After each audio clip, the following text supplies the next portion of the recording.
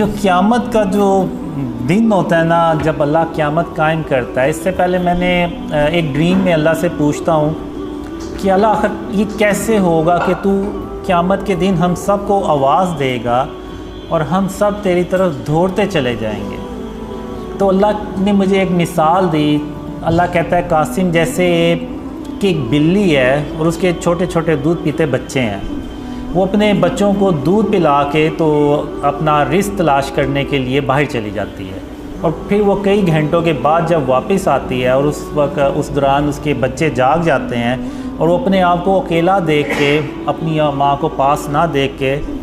تو خوف محسوس کرتے ہیں کہ ہماری ماں کہاں ہے۔ تو پھر جب بلی آتی ہے اور وہ دور سے اپنے بچوں کو آواز دیتی ہے تو اس کے جو بچے ہیں وہ دوڑتے چلے جاتے ہیں اپنی امی کے ماں کے پاس،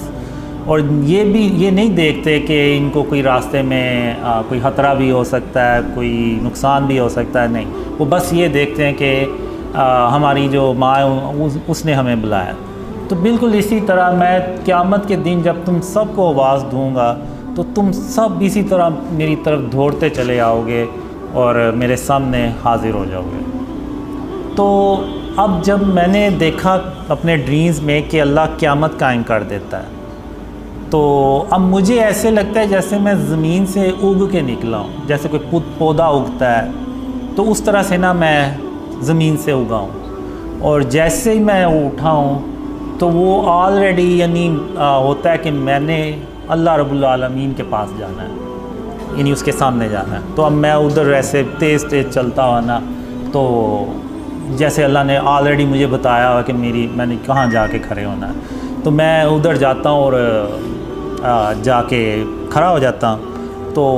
وہاں پہ خاتم النبیین محمد صلی اللہ علیہ وسلم پہلے سے آگے کھڑے ہوتے ہیں۔ تو اب جو اللہ کا قیامت کے دن جو عرش ہوتا ہے نا، اس کا سایہ جیسے شام کا سایہ ہوتا ہے نا تو لمبا ہو جاتا ہے، تو یہ اب جیسے یہ اللہ کا عرش کا سایہ ہے اور ادھر یہ باقی میدان ہے، اور سورج اس طرف ہوتا ہے کافی بڑے سائز میں ہوتا ہے، تو اس کا جو ایسے روشنی آتی ہے تو اللہ کے عرش کے جو سایہ ہے نا وہ ایسے ایک لمبا سایہ بن جاتا ہے۔ تو سب سے آگے خاتم النبیین محمد صلی اللہ علیہ وسلم کھڑے ہوتے ہیں، پھر اس کے پیچھے آپ صلی اللہ علیہ وسلم کی جو امت ہوتی ہے وہ، پھر جب اس کے بعد پھر حضرت ابراہیم علیہ السلام اور ان کی امت کے لوگ ہوتے ہیں، پھر اس کے بعد سارے درجہ بدرجہ اللہ کے نبی اور ان کے امتی ہوتے ہیں۔ تو جو میں نے ڈریمز میں دیکھا ہے، خاتم النبیین محمد صلی اللہ علیہ وسلم کی امت کی جو تعداد ہے وہ بہت زیادہ ہوتی ہے باقی نبیوں کی امتوں سے۔ تو میں یہاں پہ کھڑا ہو جاتا ہوں اور میرے ساتھ وہ لوگ ہوتے ہیں جو دنیا میں ساتھ ہوتے ہیں۔ تو اب محمد صلی اللہ علیہ وسلم یہاں پہ اب ہم سے نا ملاقات کرنے آتے ہیں، تو وہ جتنے بھی لوگ ہوتے ہیں وہ سب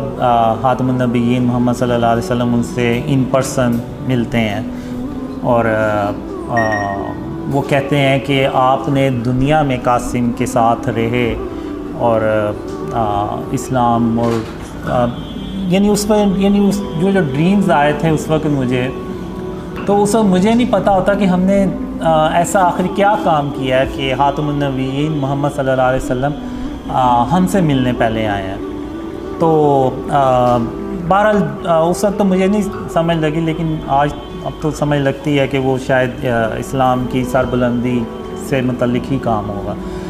تو خاتم النبیین محمد صلی اللہ علیہ وسلم پھر ہمیں کہتے ہیں کہ آج اللہ جو ہے نا آپ کو خوش کر دے گا، اللہ اپنی رحمتیں اور برکتیں آپ پہ نازل کرے گا۔ تو اس طرح سے میں نے نا وہ ڈریم میں دیکھا، اور اس وقت میں ڈریم میں بھی یعنی یہ